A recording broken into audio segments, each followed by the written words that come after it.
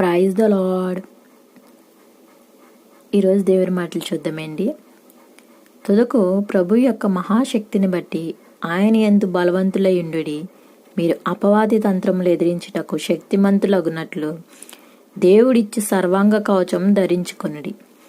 ఎలయనగా మనము పోరాడినది శరీరులతో కాదు గాని ప్రధానులతోనూ అధికారులతోనూ ప్రస్తుత అంధకార సంబంధులకు నాదులతోనూ ఆకాశ మండలమందున్న దురాత్మల సమూహంతోనూ పోరాడుచున్నాము.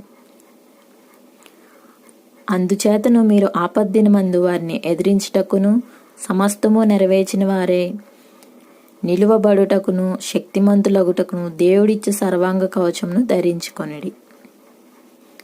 దేవుడి పరిశుద్ధ వాక్యం దీవించునుగాక. ఈ మాటలన్నీ ఎఫెసీయులకు రాసిన పత్రిక 6వ అధ్యాయం 10 నుంచి 13 వచనాల్లో ఉంటాయి. May God bless you.